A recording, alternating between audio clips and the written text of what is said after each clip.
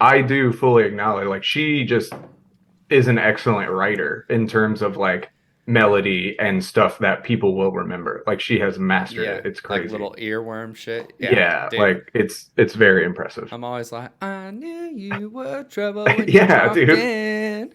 She has a few on the newest album that Lavender Haze song. Have you heard that? I don't, probably, if it's on Dude, the radio, I probably have heard it.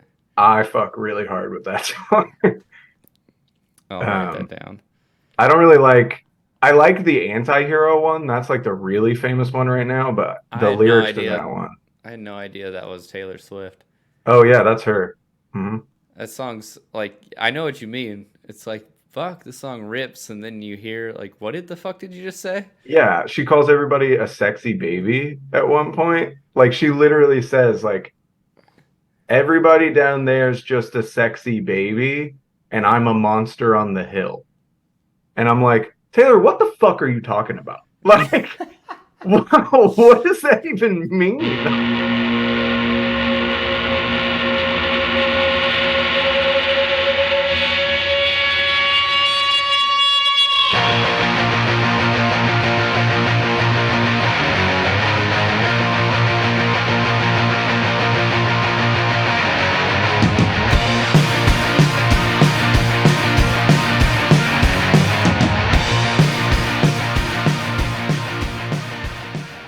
And welcome back to Rough Draft Research.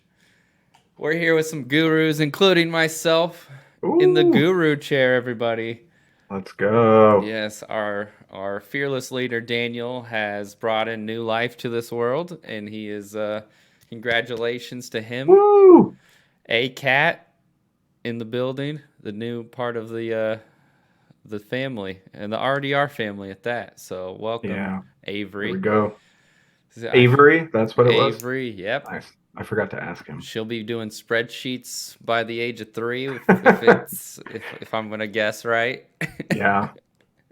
Be surprised if she wasn't. Right? I know. I got to spend some time over there at his place between teaching his son how to do tire drills and Avery how to do some stats. We're gonna have a full-on Buckeye family. She's just going to be the Yeah. agent while he's in the NFL. That's Oh, perfect. Love it. Love it. Well, right on, man. How you doing, Christian? It's just us Dude, two. yeah, it's weird. I don't think we've ever. I don't think we've done So a two for. now I think it would be the only combination left would just be me and Dan, right? Like, Yeah. that's the only one, and then we've done it all. Yeah. Other than that, pretty good. Can't complain. Yeah. Fuck yeah. Ready for the Well, Senior Bowl. yes, and that's what we'll be talking about. But before we get into the Senior Bowl, we got a little bit of headline news, talking a little head coaching hirings. And I mean, I am in the guru chair, but I'm going to throw it over to Christian, and we'll talk maybe D'Amico Ryans Yeah. So hiring.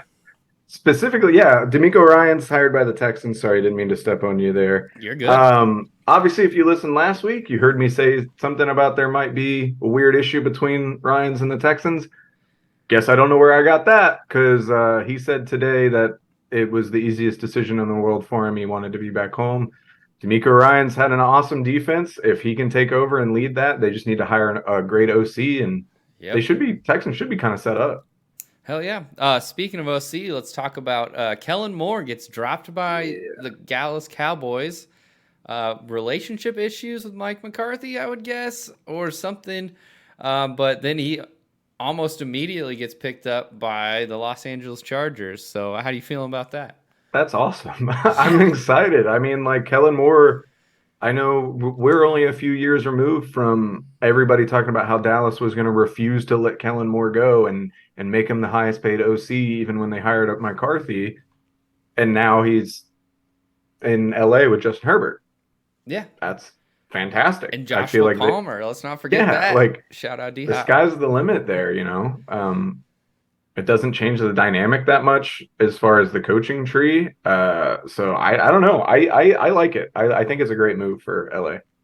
I do too, man. It's, I mean, we're only a year removed from me hoping Kellen Moore was the offensive or the head coach of my Minnesota Vikings. I'm Yeah. happy with the current hire, but. And then lastly, literally minutes after D'Amico Ryan is hired, Sean Payton gets traded, which is a weird thing to say. Gets traded. I believe it was a first round pick, the 29th overall pick, and I don't remember the full trade. Let me get it for you You because got it it? was like 3 picks. Yeah, and then they'd send a trade or a pick back, I do believe. He was sent for the first round pick in 2023, a second rounder next year, and a third rounder next year. Gotcha. But Wait, Sean, oh, no, sorry. First, second, and they're sending a third next year. sending a third. Yeah, that's what I Yeah. thought. I knew they were sending something back, but yeah, literally minutes after D'Amico Ryan, I believe Sean Payton wasn't the first choice, but the second choice, and there he is, a Denver Bronco. And now there's rumors already popping up that his contract is going to be somewhere between 17 and 20 million dollars a year, Oh, which is bananas. I don't get it, man. I said it last week, or maybe not last week. I've said it on the podcast before. I hope it works. The Broncos with Russell Wilson are more fun if they're good. I think Jerry Judy's awesome and have stock in him. So if Sean Payton and the Broncos work out, I mean, it's good. But I don't. I mean, the man has one Super Bowl in 2009, less playoff appearances than Mike McCarthy, less playoff wins than Mike McCarthy, a similar overall career record as Mike McCarthy, and yet one guy's always on the hot seat, one guy's getting traded for a first, a second, and paid right. $20 million a year. True. Like, it doesn't make sense to me. He also cheated for that Super Bowl, Bountygate hashtag. Funny enough, I read an article about when the Vikings lost in 2000 to the New York Giants, 41-0 in the NFC Championship game. Apparently, the Giants were cheating by interrupting signals, and guess who the fucking offensive coordinator was? Sean Payton, baby. Just saying. Dude, Sean Payton hates the Vikings. He hates us. He's stolen two of it. Two of the happiest days of my life away from me. And now, Gary Anderson. Let's not, yeah, fucking Gary Anderson. Let me preface that I understand that Sean Payton is a good offensive mind, a great offensive mind, and he makes really good offenses. I just don't understand how he's coasted his whole career on that and is treated like he's going to save any franchise he shows up to. Yep. When like Saints weren't even that good lately. Like I don't know. Yep, I just can't wait to cut that in 2 years when he wins the Super Bowl. When they win the Super Bowl, yeah. Him and Russell Wilson, yeah, it's gonna be a great day. Hey, at least you'll have that Russell Wilson jersey, you know. Yeah, fit in. I feel like I'd have to go to that Super Bowl in that jersey. Yeah, I kind of think you'd have to, and then wear like a visor for the Sean Payton visor. Oh, fuck's sake. Anyway, right. Any other coaching news? I don't think anything. Nothing too crazy. There's some things that happen, but we hit the main points. So let's get into Senior Bowl. Senior Bowl is this weekend. Looking forward to watching it. We're gonna preview a couple guys, and we're gonna keep this episode kind of short. Daniel's out. You know, we're still gonna have a little fun, but he is the beating heart of RDR. Is Dan. Right. So like it's awkward without him kind of functioning and leading everything. So yeah, we got to keep it short before we fuck it all up. Yeah. And derail everything he's built. Exactly. We're trying to hold it together here. So why don't you start it off, man? Yeah. So Senior Bowl, obviously, super exciting. All these kids get to kind of try to improve their draft stock last minute. And if you guys aren't doing that, I'm going to start with a wide receiver, Nathaniel Dell out of Houston, nicknamed Tank. Tank. Huge preface here. He does have a size problem for the NFL. He's listed at 5'8", 163. Not going to cut it, but as the longer we do this podcast, the more I'm starting to not be as scared of specifically undersized wide receivers. Now, 5'8", 163, that's tough. Yikes. But he did have 108 catches this year, 1,399 yards, and 17 touchdowns. He's higher on PFF's big board for the draft than Jalen Hyatt and Rashee Rice, for whatever that's worth. I'm kind of a PFF simp a little bit, I guess, but like if you want to call me that. But like I don't follow them tooth and nail, but they're a very good judge of like, that's interesting that this guy is ranked above two guys that presumably should be ahead of him. Watched a little film on him, and man, he is super exciting. Back to back 1,300-yard seasons. These Damn. subtle, like impactful cuts. Like it looks like he's barely moving, but you'll see like defenders just kind of whip around after he makes one cut, and he's like creates a lot of extra space for himself, specifically in the return game. He's got great vision in the return game, and his acceleration is nuts. Like it looks like he goes from 0 to 60 instantaneously. And I think that's going to be a huge advantage to him, specifically in the return game. And if you can get him the ball into open field, it's going to be awesome. Obviously, the size is a huge issue, but he's created space for himself a lot in college. But he's obviously playing at Houston. It's not like this crazy high school. So if he can come to the Super Bowl or Senior Bowl and kind of with what presumably should be more top tier talent and kind of still create that separation, which he's doing in one-on-one drills, I don't know. He could shoot up the boards, and like if a team interesting enough takes him, I think I'd be interested in him at the very least. Yeah, definitely. Yeah, the only thing I saw about him is he's recently got a little bit of hype from the one-on-one drills, and Mm-hmm. you kind of watch that, and you even hear the people holding the phone react Mm-hmm. when he makes a cut. And you Yeah. see those DBs, I mean, they don't even know where they're at. Mm-hmm. I mean, he creates yards plural of separation. So Mm-hmm. it'd be really interesting to see how he looks on Yeah, the and football field. that's how you can overcome that size issue. If you can create separation using your legs and just schooling people on routes, then size isn't a big an issue. I mean, obviously it is once you get hit, but you Right. burn that bridge when we get there. Yeah, 100%. There you go. Well, right on, man. I'll go into my receiver. I picked Michael Wilson out Mm, of Stanford. Uh, yeah. I've always kind of had a type when it comes to receivers, and that's that 6'2", 216 range. Um, he was labeled as a 4.49 40. He was a freshman in 2018. He played 12 games, so coming right out of high school, playing 12 games in the Pac-12, I think is something not to be forgotten. Didn't have much production. Goes into his sophomore year, plays 12 games. 5 touchdowns, 672 receiving touchdowns. That next year, primed for a big year, plays in 4 games, goes 19 for 255, and then has a season-ending injury. So it's hard to average out 12 games from 4 games, but if Hmm. you did average that out, you're looking at over 1,000 yards. Clearly the number one receiver on the team. It was a big loss. He comes back in 2021 after an 11-month injury. Doesn't do too much. Comes back for his fifth year, senior year. Plays 6 games, 27 catches for 421 yards. He's averaged over 15 yards per reception in his career. But then again, has another season-ending injury in week 8 against the Notre Dame Fighting Irish. But he did have an elite QB rating when targeted at 135.5. And Huge. throughout his career, besides when he came back from that 11-month injury, he averaged roughly 120 quarterback rating when targeted. Doesn't really have the twitch, but he does have he has some speed. He's got some good top speed.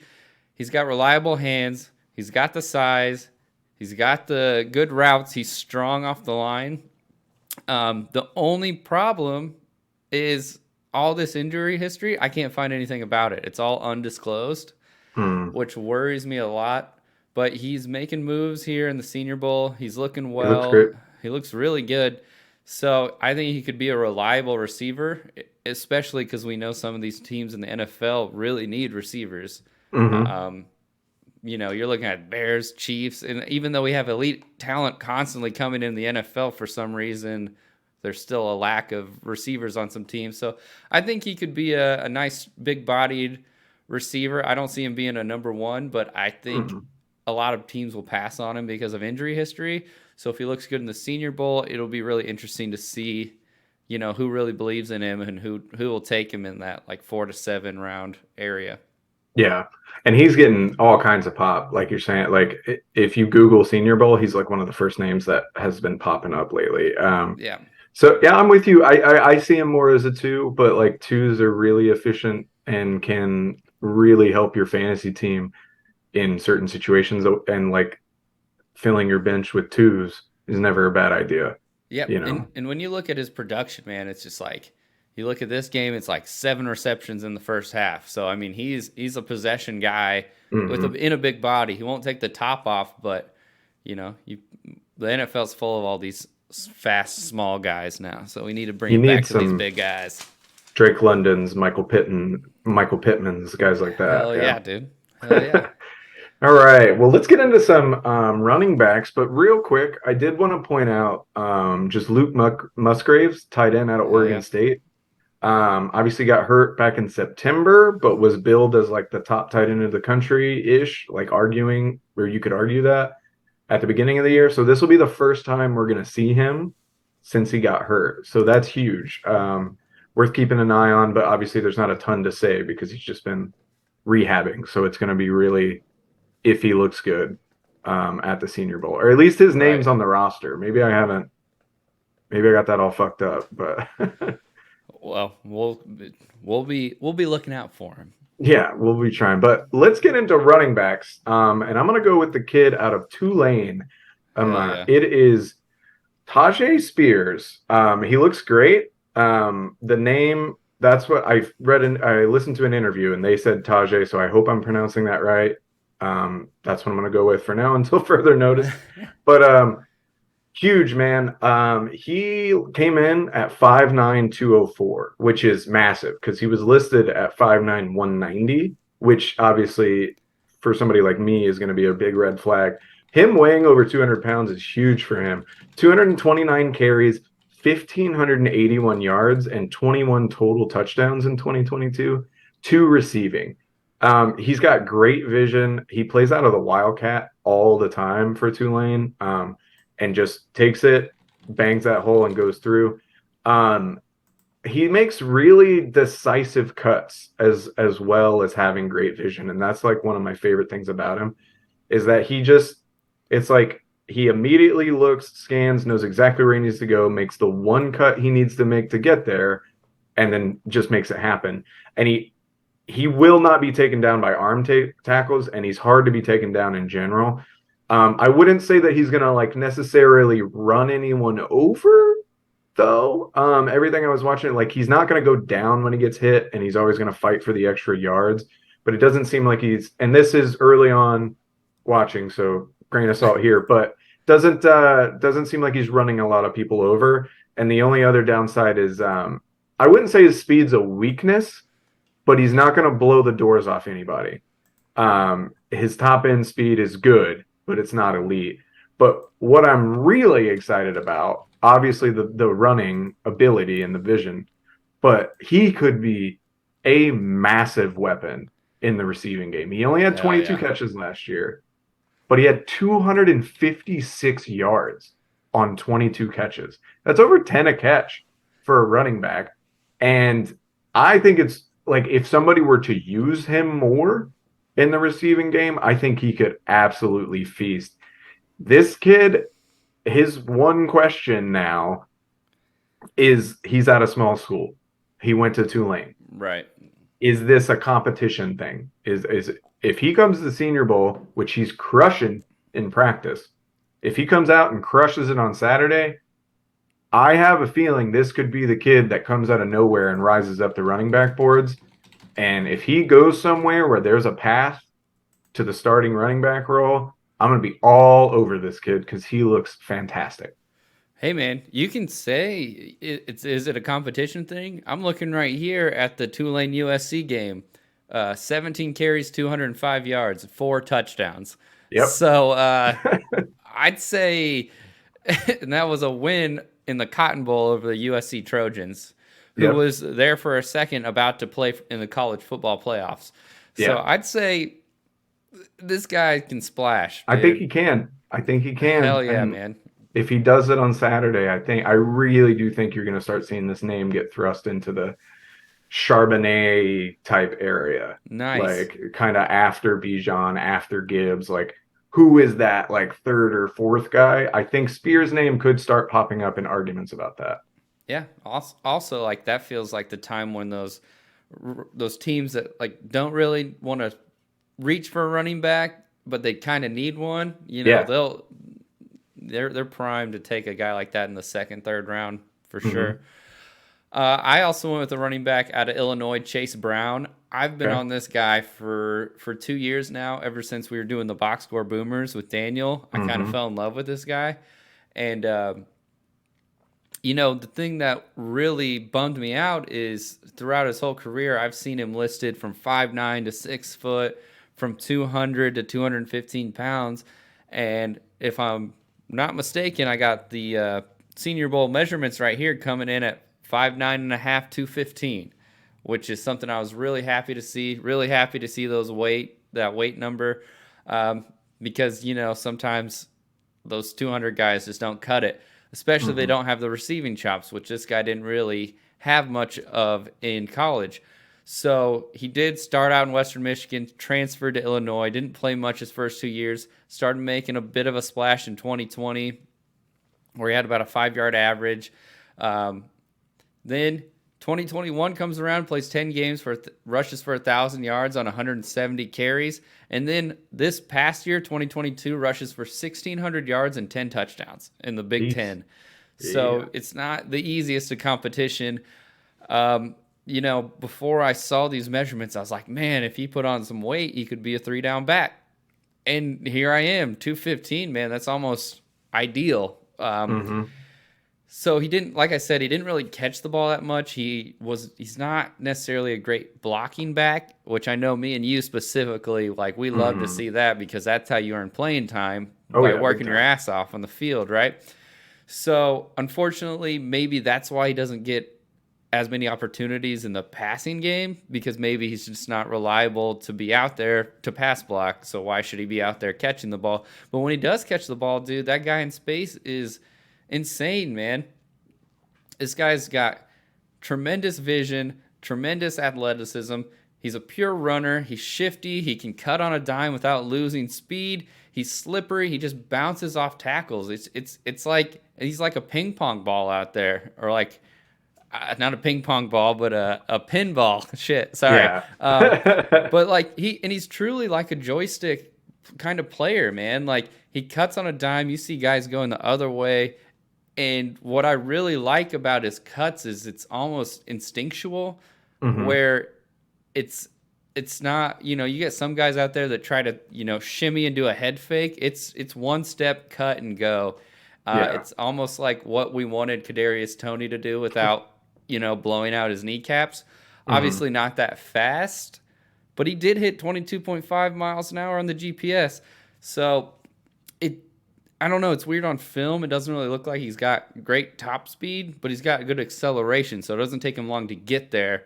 So I could see him maybe getting chased down by some DBs in the NFL.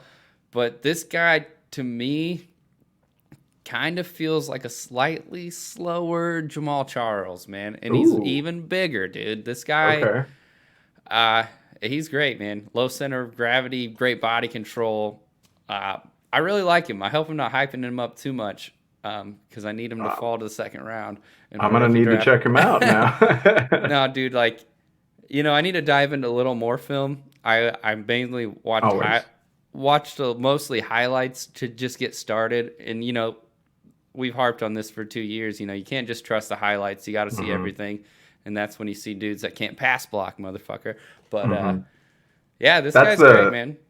that's the issue I had with Dell. For like you get like the site I usually use for tape, they don't have any for Dell. You had to do just highlights. That's all you can do. But no, I'm right there with you. Hopefully, if somebody can coach him up and he can kind of become that 3 down guy with the blocking, like that'll be really nice. Yep. And if he was listed at 205 and now he's at 215, maybe that's all that he was lacking. He just Yeah, could have felt like been. a smaller guy. So he's done nothing but progress, which means to me he's a hard worker. So Hmm. sky's the limit. You heard it here Interesting first. running back class. I'm excited about this running back class. Same. So, well, I think that's it, man. Yeah. Enjoy the Senior Bowl. Yeah, enjoy the Senior Bowl. Keep it short and sweet. We'll be back next week with some stuff. We're not sure. Daniel's kind of out indefinitely, but when he gets back, we'll be happy to have him back. And this is our prime season, baby.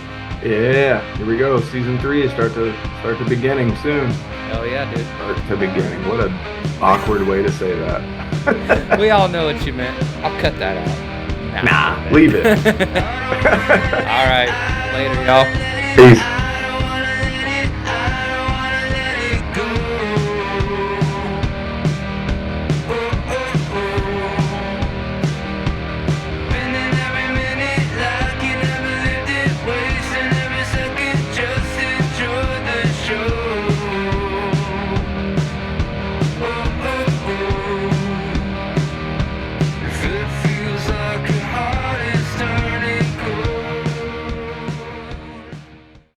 I need to get back and whoa.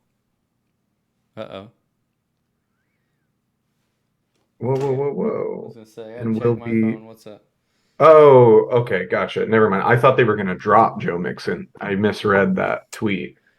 I guess the charges against him will be dropped on Friday. The way I read it, it was he's being charged a misdemeanor and will be dropped on Friday. And I was like, whoa. I was like, tell me that after the podcast because I might cry.